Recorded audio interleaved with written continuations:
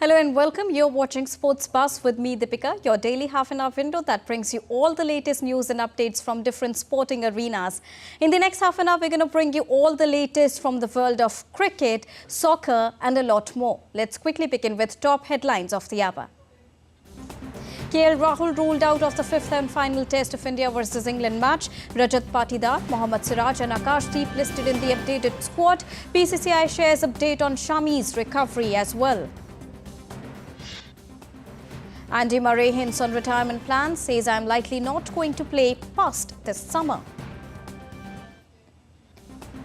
In FA Cup, Liverpool cruises into quarterfinals round. Lewis Coomers and Jayden Dance ensures a 3-0 scoreline for the Reds. Liverpool to face Manchester United in the quarterfinals round. And fourth edition of KIUG India University Games to conclude today with a glittering closing ceremony. Chandigarh University tops the medal tally while Lovely Professional University secures the second spot. So those were the top headlines of the hour that we are tracing for all our viewers here on Sports Buzz. And now to get you the latest from the world of cricket. Indian batter Rahul has been ruled out of India's last match in Dharamshala starting the 7th of March. Rahul was earlier ruled out for the second, third and fourth test at Vizag, Rajkot and Ranchi after he had complained of his right quadriceps pain during the test match in Hyderabad. Meanwhile, Indian pacer Jasprit Bumrah, who missed the fourth test, will be back with the team. All-rounder Washington Sundar has been released from the squad and he will join the Tamil Nadu squad for their Ranji Trophy clash against Mumbai starting the 2nd of March. Mohammad Shami, who complained of a right Achilles tendon surgery in London on Monday, will also undergo the rehab at National Cricket Academy in Bengaluru. Shami has not featured in a competitive game since India's ODI World Cup final defeat to Australia in Ahmedabad in November 2020. Has already clinched the series 5 by 3-1.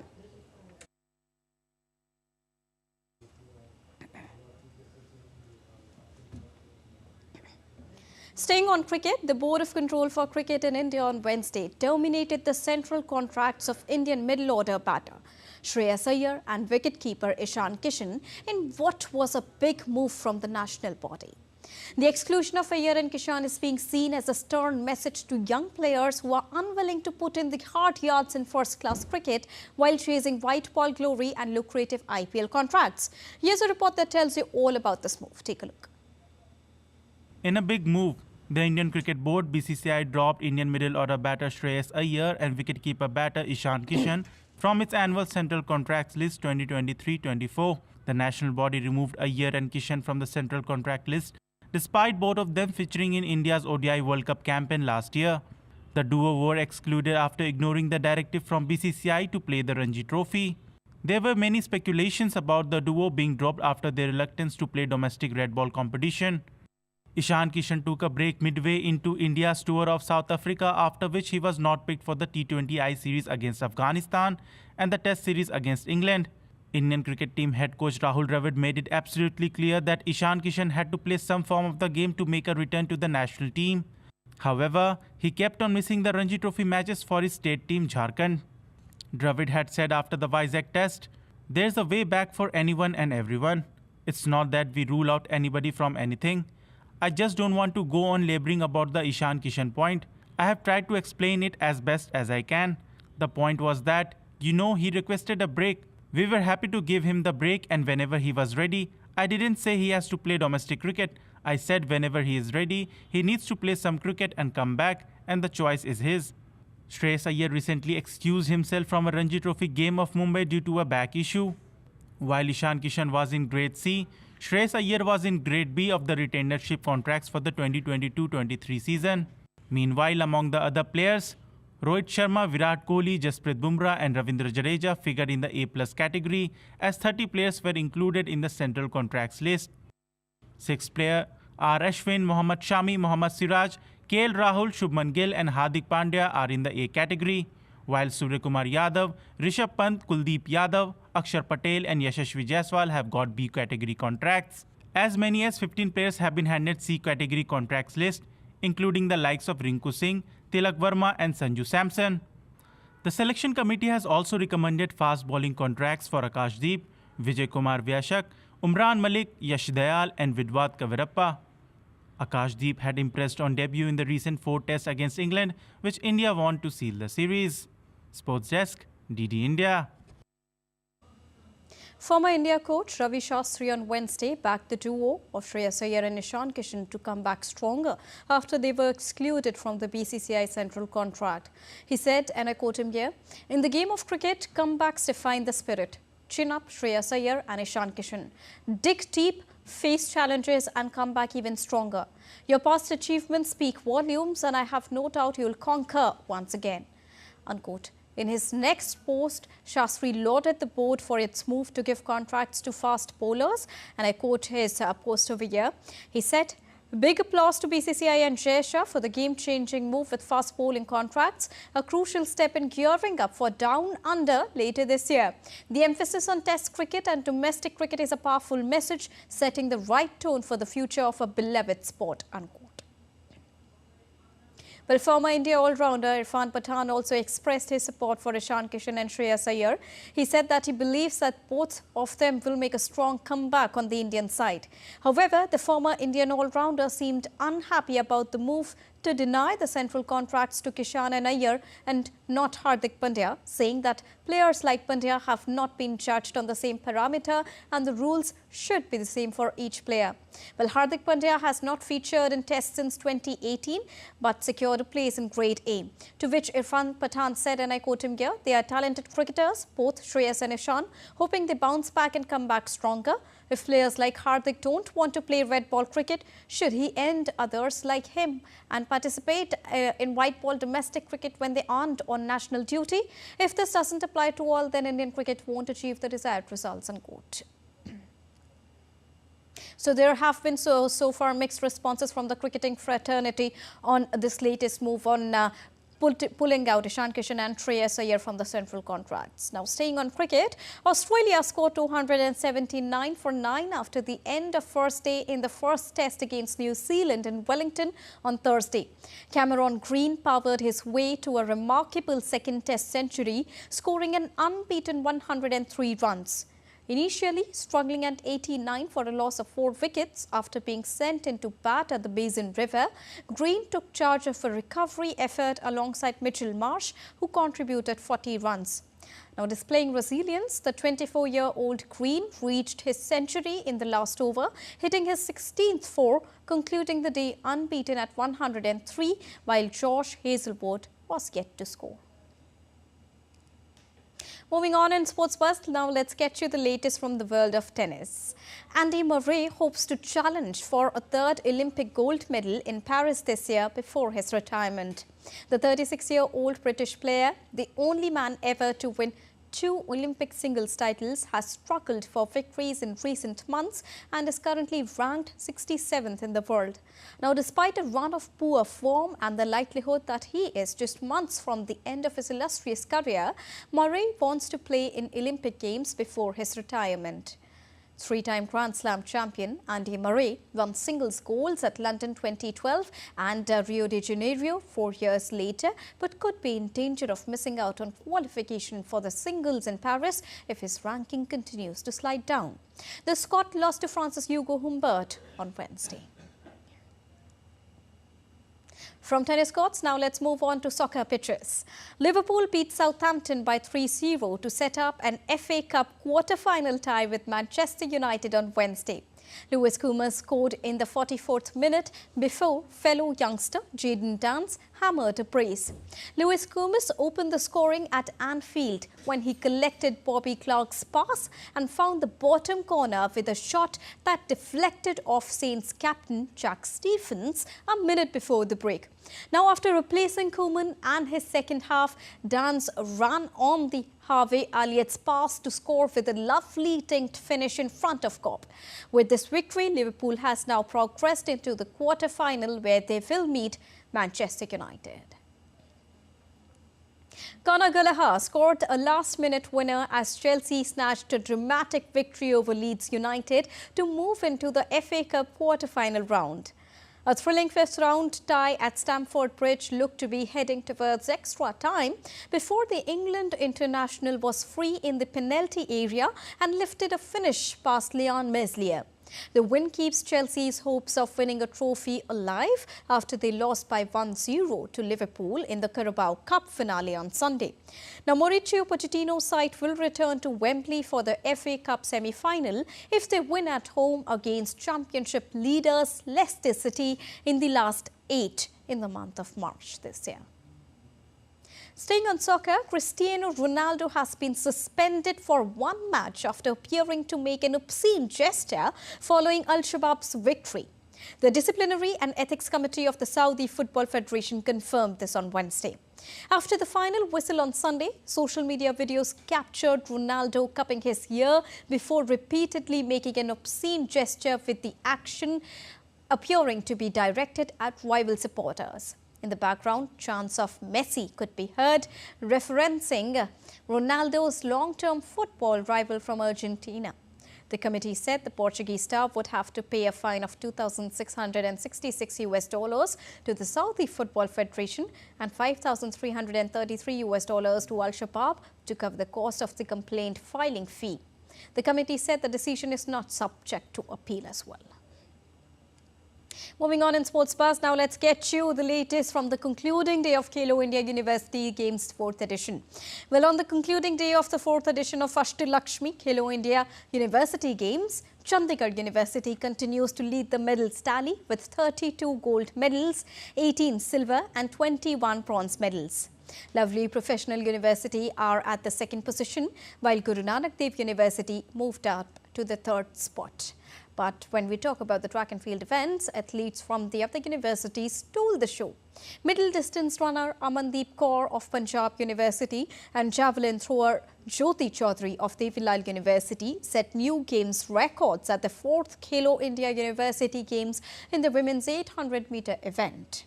Amandeep was 5 seconds faster than her nearest competitor to clinch the gold medal with a new games record as well.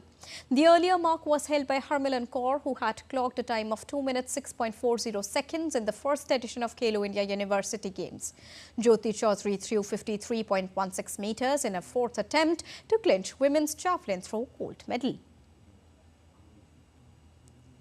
And Chandigarh University beat top seed Jain University by 3-1 to clinch men's badminton team's gold medal, while Adamas University backed the women's team gold medal. Adamas University did not break much sweat in the women's team final, with former national champion Anupama Upadhyay, also a tops development athlete, winning both her singles and doubles matches against Sri Jagdi Prasad JD University.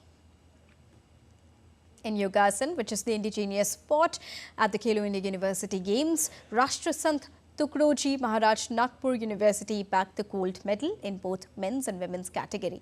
Meanwhile, Tripura University and University of Calcutta backed the second and third position in the women's category.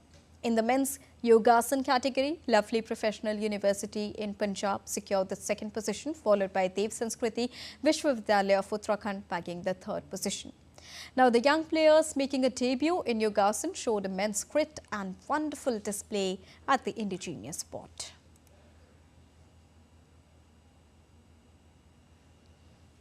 And now to discuss more on this, I'm joined by DD India Guwahati correspondent Rituraj Dekar. Very good evening, Rituraj, and thank you so much for joining us here on Sports Buzz. Today is the last day of KIUG India University Games. First of all, please tell us about the medals tally. Who is the top team right now? Yes, Deepika, very good evening. Right now, I am at Prasar Stadium in Guwahati, and finally, we come to the final day of the KIUG India University Games 2023 Ashtalakshmi in Guwahati and entire Northeast. And these camps will definitely inspire all the young talents from the Northeast, entire Northeast, and from the country to bring up sports and to bring glory for the country. And as per the latest information I have, Chandigarh University is in the top position with 28 gold medals. After that, in second position, Lovely Professional University from Punjab, and the third position, Jain University from Karnataka. Deepika. And also, when we talk about the closing ceremony today, how are the preparations going on, Rituraj? Definitely. Today is the closing ceremony, and closing ceremony has preparation of the closing ceremony has already completed. As per information I received, that Sports Minister of Assam, Nandita Garlosa, will grace the event, and many of the local musical events will be held later in the evening. This is the latest information from Guwahati. And also when we talk about the kind of support, the kind of infrastructure and the kind of opportunity the players are getting, isn't Khelo India University Games a game changer there in Ashtalakshmi, the northeastern states as well, Rituraj? Yeah, definitely. In the inaugural event, Prime Minister Narendra Modi, in his video message, he urged everyone to explore the beauty of Northeast, and he urged every player to share their memories in the social media and by using hashtag Northeast Memories. And this will be definitely help to promote the tourism of Northeast India. All right, thank you so much, Rituraj, for joining us and bringing us the latest from Guwahati, as today is the concluding day of the 4th edition of Khelo India University Games. Thank you. And right now we are moving for a short break, but still to come on DD India Sports Pass. Beijing all set to host 2027 World Athletics Championship.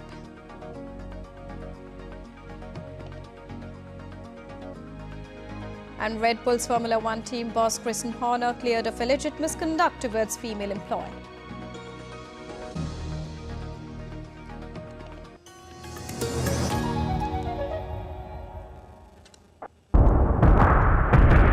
The curious case of Julian Assange.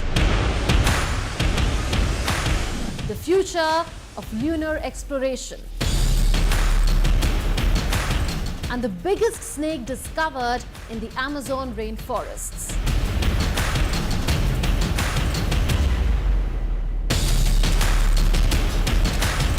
Watch Connecting the Dots every Friday at 8 p.m. IST on DD India. In a world that never stops, where information shapes our reality, one app stands out, helps you stay ahead of time. Introducing the DD India app, your gateway to a world of news right at your fingertips. Your most trusted source of news goes global, goes digital. Explore a world of options, top stories, live updates, in-depth analysis, and more. Stay informed wherever you are. Real-time alerts keep you ahead of the curve always. The DD India app, connecting you to the world, one story at a time. Download now and explore the world of knowledge, insights, and authentic information.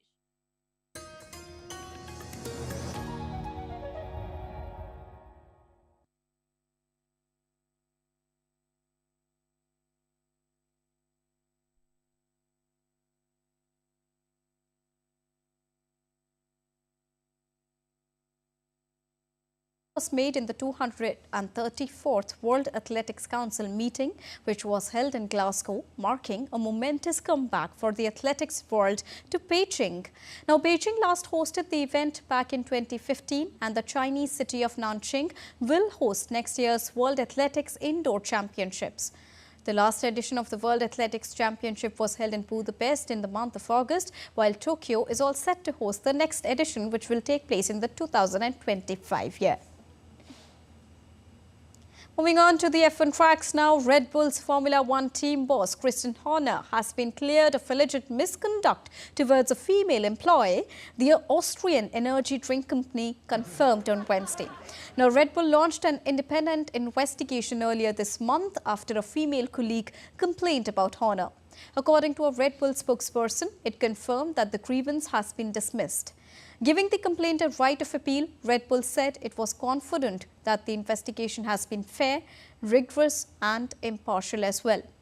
Horner, who has led Red Bull since 2005, denied the allegations and will remain in his role as team principal and chief executive of Red Bull F1.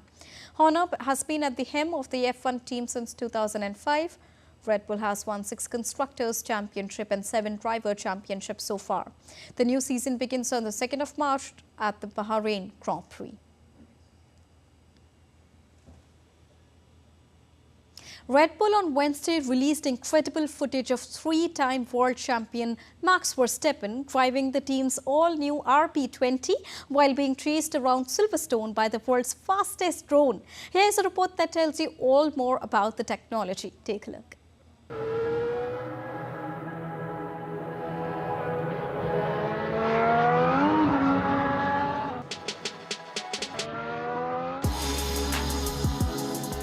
In a major delight for fans, technology adds more spin to Weir's experience on the F1 tracks.